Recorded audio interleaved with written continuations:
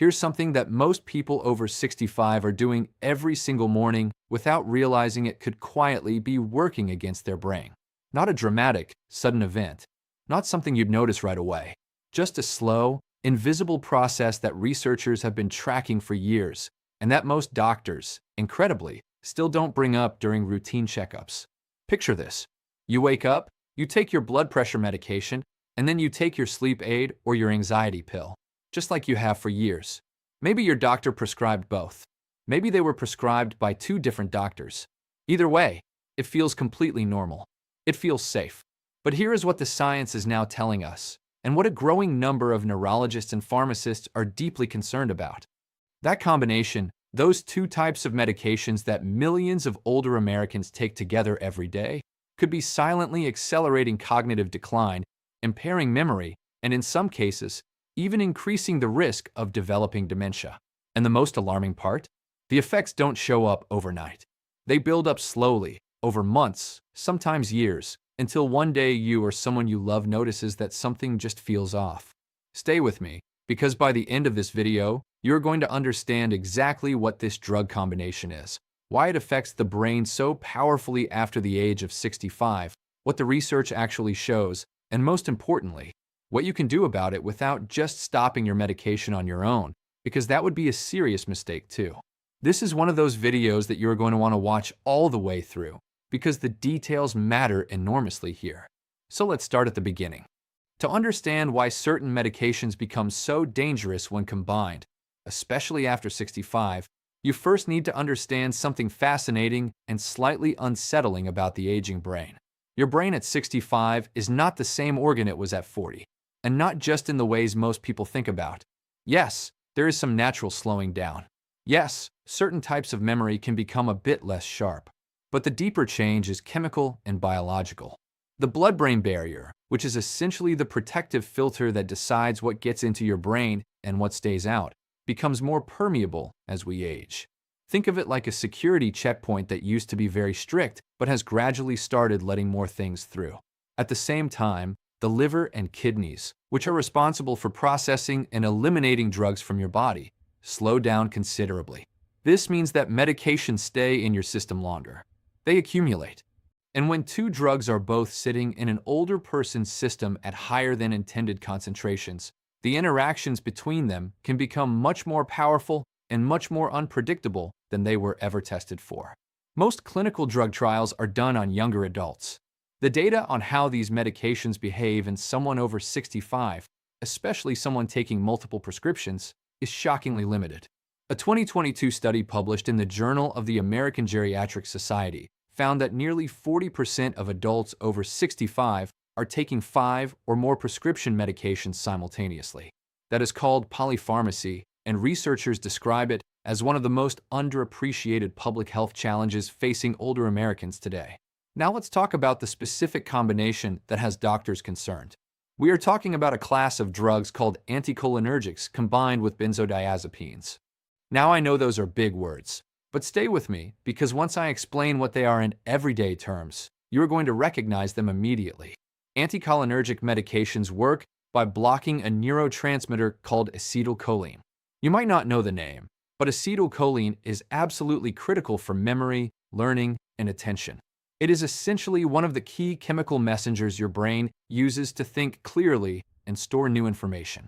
Medications with anticholinergic effects include a wide range of drugs that many older adults take regularly. These include certain antihistamines like diphenhydramine, which is the active ingredient in Benadryl and many over-the-counter sleep aids. They also include some bladder medications like oxybutynin, certain antidepressants, some medications for stomach issues, and even some older blood pressure drugs. And then there are benzodiazepines. These are the prescription anti-anxiety medications and sleep aids. Names like Xanax, Valium, Ativan, Klonopin, and Restoril are all in this family. Millions of older Americans take them for anxiety, for insomnia, or for conditions like restless leg syndrome. And here's the critical problem. When you combine a drug that is suppressing acetylcholine, which your brain desperately needs for memory and cognition, with a drug that is simultaneously sedating and slowing down the central nervous system, you are hitting the aging brain with a double impact. One drug is stealing the brain's memory chemicals. The other is slowing down the brain's processing speed and alertness. Together, they do not just add up. They multiply each other's effects in a way that researchers are calling deeply concerning. A landmark study from the University of Washington tracked nearly 3,500 adults over 65 for an average of 7 years, and the findings were striking. People who used anticholinergic drugs heavily over that period had a significantly increased risk of developing dementia compared to those who did not use them. The researchers noted that the risk appeared to grow with both the dosage and the duration of use. That is what scientists call a dose-response relationship, and when they see that pattern, it strengthens the argument that the drug itself is contributing to the outcome. Now add benzodiazepines into the picture. A major French study involving over 1 million older adults found that benzodiazepine users had a 51% higher risk of being diagnosed with Alzheimer's disease. 51%. That is not a small number. That is the kind of finding that should be on the front page of every newspaper. And again, the risk was higher the longer people used the medication and the higher the doses they took. Now, to be fair, some researchers argue that anxiety and sleep problems themselves might contribute to cognitive decline, and that people who take these drugs may already be at higher risk. That is a legitimate scientific debate. But the volume of evidence pointing in the same direction, across multiple countries, multiple study designs, and millions of patients, has made a significant portion of the medical community very concerned about this specific combination in older adults. Here is something else that most people do not realize. The brain fog and memory problems that come from this combination are often mistaken for normal aging, or worse, for early dementia itself. Think about how devastating that is. Someone goes to their doctor. They report that they have been feeling confused. Their memory seems worse. They feel mentally slow. The doctor runs some tests, and because these symptoms can look exactly like the beginning stages of cognitive decline, some patients end up being told they may be developing dementia. They go home terrified. Their family is terrified. And sometimes, the culprit the entire time was a medication combination that was quietly, unnecessarily, impairing their brain. This phenomenon even has a name in the medical world. It is called pseudodementia or drug-induced cognitive impairment. And the good news, and I want you to hear this clearly, is that in many cases when the offending medication is carefully reduced or switched under a doctor's supervision, the cognitive symptoms actually improve significantly. Memory comes back. Mental clarity returns. People who were told they might be losing their mind discover that their mind was actually fine. The medication was the problem. That story happens more than most people know, and it is one of the most important reasons why this conversation needs to happen far more often than it does. Now I want to take a moment to talk about something that makes this even more complicated, and that is the issue of prescribing silos. In the United States, it is completely common for a person over 65 to have multiple doctors. You might have a primary care physician, a cardiologist, a urologist, a rheumatologist, maybe a psychiatrist or a neurologist. Each of these doctors is an expert in their field. Each of them prescribes medications based on what they are seeing in their area of specialty. But here's the problem. They are not always communicating with each other, and they are not always looking at the full list of everything you are taking. So your cardiologist prescribes something for your blood pressure. Your urologist prescribes something for bladder urgency. Your primary care doctor renews your old anxiety prescription. Your sleep specialist recommends an over-the-counter sleep aid.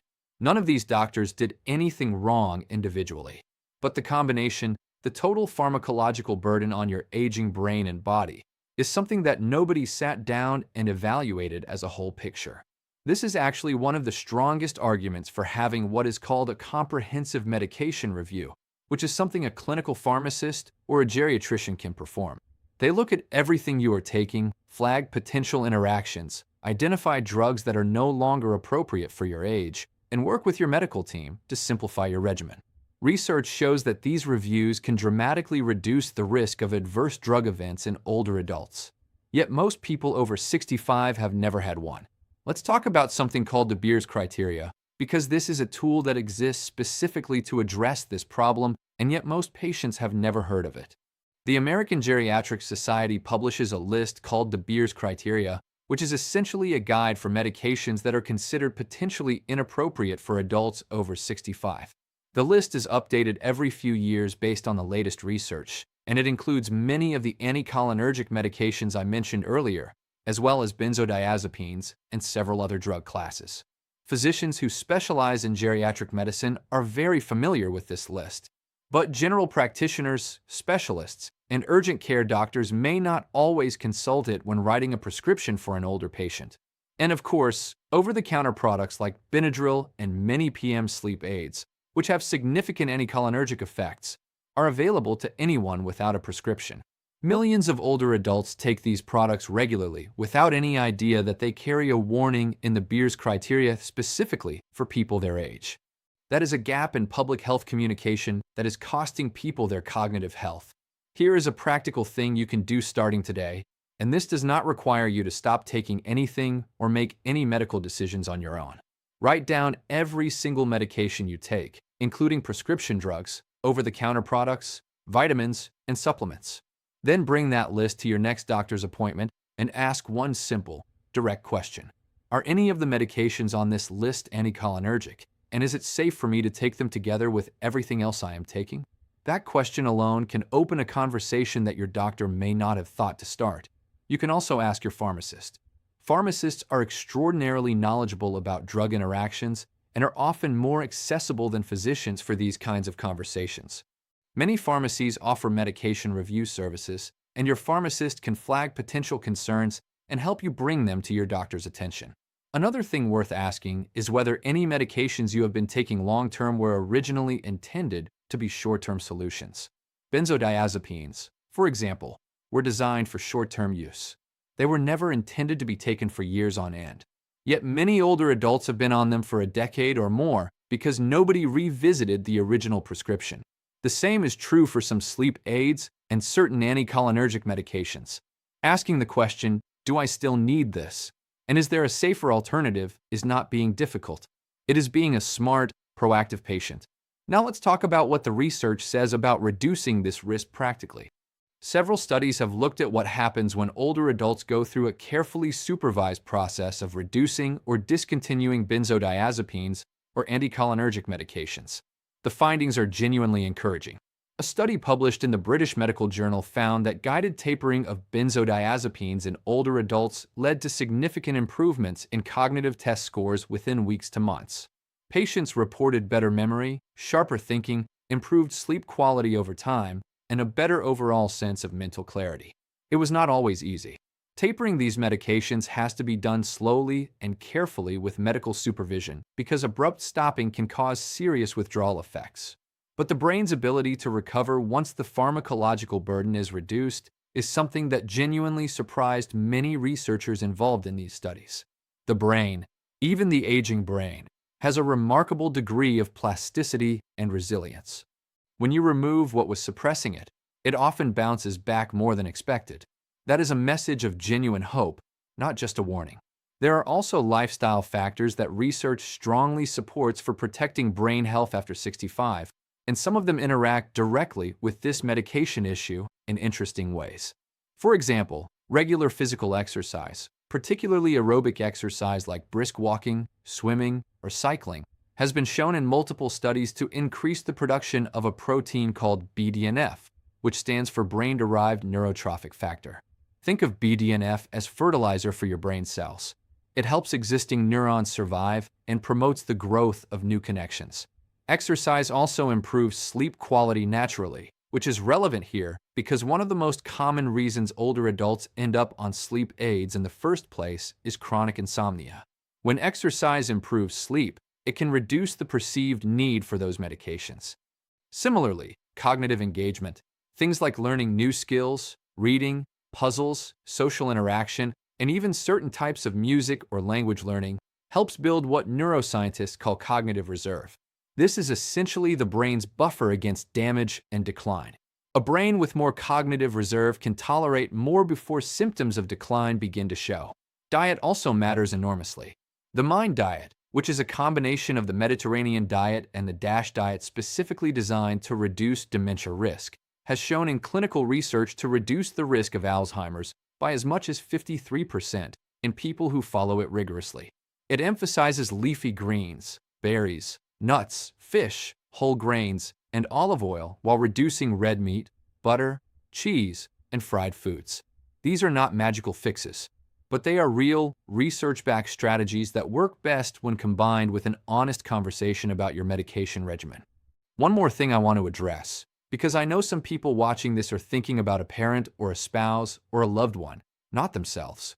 If someone you care about is over 65 and showing signs of cognitive decline, confusion, increased forgetfulness, mood changes, or mental fog, and they are taking multiple medications, please do not assume it is just aging or early dementia without having a thorough medication review done first. Advocate for them. Ask the doctor directly whether their medications could be contributing to these symptoms. Bring the full medication list. Ask about anticholinergic burden specifically. Ask about benzodiazepines. The conversation might feel uncomfortable, but it could genuinely change the trajectory of their health. There are stories all over medical literature and in real doctors' offices of patients who were presumed to be in the early stages of dementia, whose families were preparing for long-term care conversations, who turned out to have drug-induced cognitive impairment that was partially or fully reversible once their medication was reviewed and adjusted. You owe it to yourself and to the people you love to ask these questions. I also want to be very clear about what this video is not saying. I am not telling you to stop taking your medication. I am not saying that everyone on these drugs will develop dementia. Medicine is never that black and white. Some people genuinely need these medications, and the benefits can outweigh the risks for certain individuals in certain situations. What I am saying is that the conversation needs to happen more often, more openly, and with a full picture of everything a person is taking. The risk is real, the research is substantial, and there are often alternatives or adjustments that can protect brain health without compromising the management of other conditions. The power of this information is not in creating fear. It is in creating informed, empowered conversations between patients and their healthcare providers. Now I want to hear from you. Because this community is one of the most thoughtful and engaged audiences on this platform, and I know many of you have real personal experience with this topic. Have you or someone you know ever noticed cognitive symptoms that turned out to be medication-related? Have you had a medication review done and discovered something surprising? Have you tried tapering off a sleep aid or anxiety medication and noticed changes in your mental clarity? Share your story in the comments below. Your experience might be exactly what someone else needs to hear to take that first step and have this conversation with their own doctor. And if you found this information useful, please share this video with someone over 65 who you care about. Not because we want to scare them, but because this is the kind of information that can genuinely protect someone's cognitive health for years to come. The algorithm won't get this to everyone who needs it. You will. Hit that share button, and let's make sure this conversation reaches the people who need it most. And if you want to keep learning about the real science of brain health after 65, make sure you subscribe to this channel, because we are just getting started.